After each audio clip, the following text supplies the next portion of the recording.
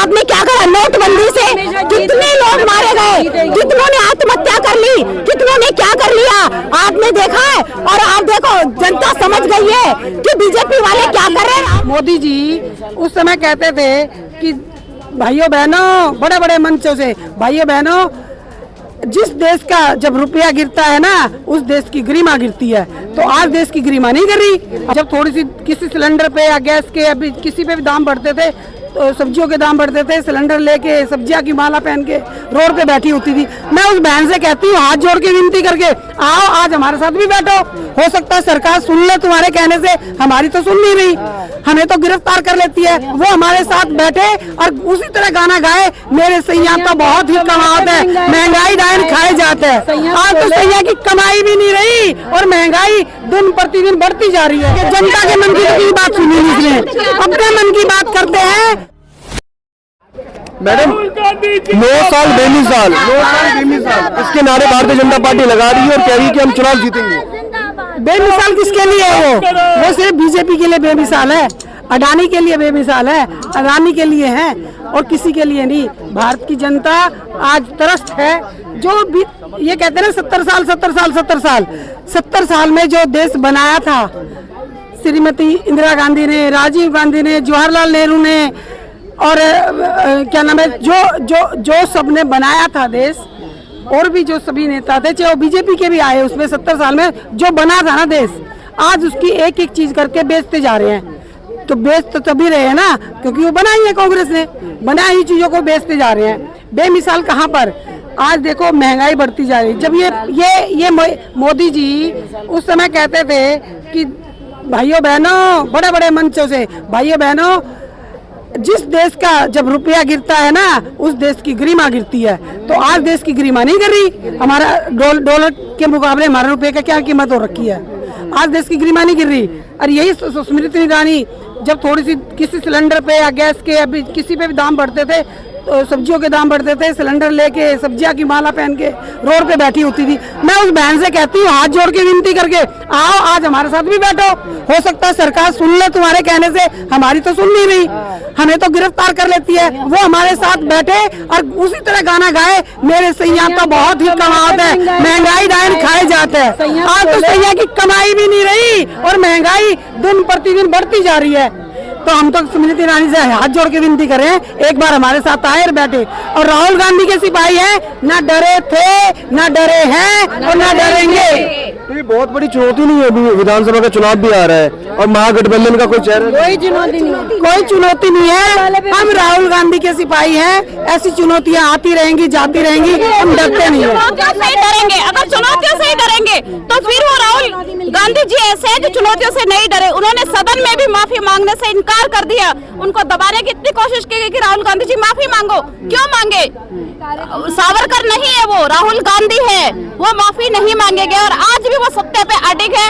सत्य परेशान होगा लेकिन पराजित नहीं होगा। पर कोई चेहरा नहीं है ना मैडम। ममता बनर्जी भी अपना दाव खेल रही है इधर, और ये भी देखिए, ये दाव तो चलते ही रहेंगे। ये दाव तो एक राजनीति का हिस्सा है, वो ये दाव चलते रहेंगे। लेकिन हमारा नेता अपने सत्य पे अडिग है, वो अपनी बातों पे अडिग है, क्योंकि वो सत्य के साथ खड़े हैं। और आज उनकी मोहब्बत जीत रही है, लोगों के दिलों में घर कर रही है। जो नफरत के बीच में उन्होंने जो मोहब्बत की दुकान खोली अपनी, वो मोहब्बत आज जन जन तक लोगों के दिलों में जाके मोहब्बत जीत रही है और नफरत हार रही है। मोहब्बत की दुकान की बजाय अब मोहब्बत की फैक्ट्री बन गई है। अब शोरूम खुलेंगे, मॉल्स खुलेंगे मोहब्बत के। असली डर है नरेंद्र मोदी जी को, क्योंकि ये ऐसा शेर है जो पार्लियामेंट में जाके गरजता है। इसीलिए वो ये नहीं चाहते, इसीलिए सदस्यता रद्द कर दी, मगर वो पीछे नहीं हटे। वो पीछे हटने वाले भी नहीं है ना, उनका कार्यकर्ता हटेगा। तुमसे मैं पूछना चाहती हूँ, प्रधानमंत्री जी कोई भी प्रेस कॉन्फ्रेंस क्यों नहीं करते? कोई भी कॉन्फ्रेंस नहीं करते, बड़े बड़े भाषण देते। एक बार जनता के साथ बैठ के एक प्रेस कॉन्फ्रेंस तो करे। वो अपने मन की बात करते, कभी जनता के मन की भी बात कर ले, लोगों के मन की बात कर ले, महंगाई में महिलाओं की बात कर ले। 100 एपिसोड मणिपुर पे बात कर ले। बात की अभी तो 100 एपिसोड तो 100 के कितने मर्जी कर ले, अब तो 100 से आगे जनता के मन की कोई बात सुनी नहीं इसने। अपने मन की बात करते हैं, अपने मन की बात करते हैं। जब उसने जिस दिन उसने 100 दिन थे ना मन की बात के, उसी दिन जो रोड वहाँ पे बैठी थी ना पहलवान बेटियां, उसी दिन उसके 100 एपिसोड पूरे होते। उसी दिन इन बेटियों को इतनी बेरहमी से वहाँ से मारपीट के भगाया गया था। ये मन की बात है क्या उसकी? अब वो कह रहे कि हमने इतना बड़ा पार्लियामेंट बना दिया। पार्लियामेंट तो पहले भी था, पार्लियामेंट तो पहले भी था। देश को आजाद कराया, वही पार्लियामेंट से देश आजाद हुआ था। क्या जरूरत की पार्लियामेंट बनाने को? ठेका दे रखा, ठेका दे के पैसे खा गए, हमारे को लूट के खा गए। हमने ठेका दे दिया। आज हमारा एक नस कम हमारे सांसद बैठ पाएंगे ना उसके अंदर? अरे सांसद तो जब बैठेंगे ना, एक बात बताओ, पागल बना सांसद तो पहले भी बैठ जाते थे। पहले कौन सा बनाई थी, पहले भी बैठ जाते थे। जो आज जिस चीज की जरूरत है ना, लोग बेरोजगारी कितनी, इसने कहा था हर साल 2 करोड़, कहाँ है नौकरियाँ? 10 साल हो गए, 10 साल में 20 करोड़ नौकरियाँ हो जानी चाहिए थी। 20 करोड़ लोगों को बेरोजगार कर दिया, नौकरी किसी को नहीं मिली। महिलाओं के साथ कितनी बदतमीजी करी दिल्ली पुलिस ने, उनके गेट के बाहर हमारे अध्यक्षा के साथ कितनी बेहूदगी करी, क्योंकि उनके घर में औरत नहीं है, ना माँ है, ना बेटी है, ना बीवी है, इसलिए उनको औरत की इज्जत करनी नहीं आती। मंत्री में इतने सारे औरतें भी तो है।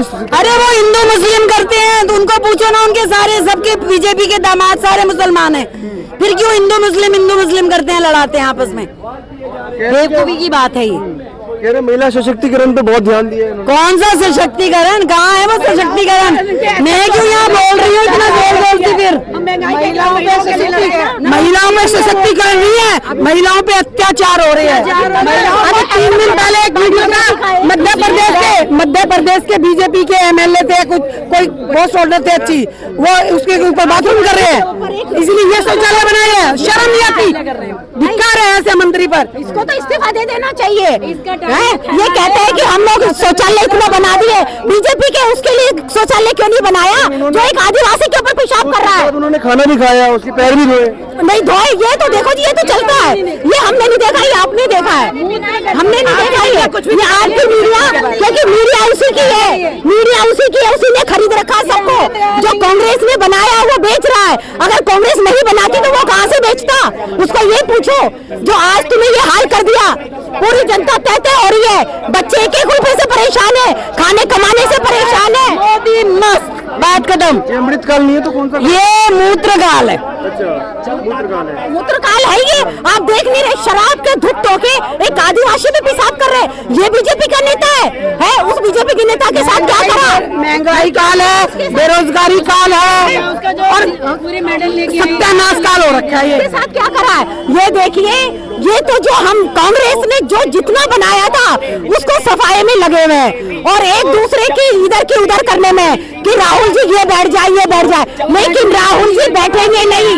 राहुल जी सच्चे हैं, राहुल जी आंधी है, और आने वाले 24 में राहुल जी आएंगे और देश का प्रधानमंत्री बनेंगे, पूरे बहुमत से आएंगे, उसे कोई हटाने वाला नहीं है। कांग्रेस पार्टी, राहुल गांधी, राहुल गांधी, राहुल गांधी, विश्वास है प्रियंका गांधी। हमें सुप्रीम कोर्ट पे विश्वास है, हम सम्मान करते हैं जो फैसला आया है, हम उसके अगेंस्ट नहीं जाते।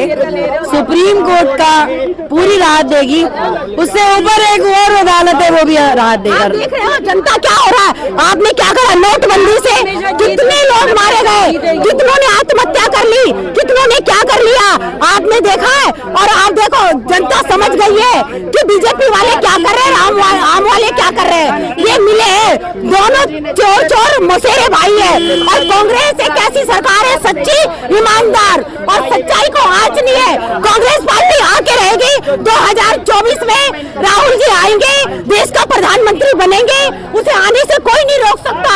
कांग्रेस आएगी 2024 में, राहुल जी प्रधानमंत्री बनेंगे, प्रधानमंत्री बनेंगे, 100% बनेंगे, उसे कोई नहीं रोक सकता। राहुल गांधी जिंदाबाद, कांग्रेस पार्टी जिंदाबाद, राहुल गांधी जिंदाबाद, कांग्रेस पार्टी जिंदाबाद।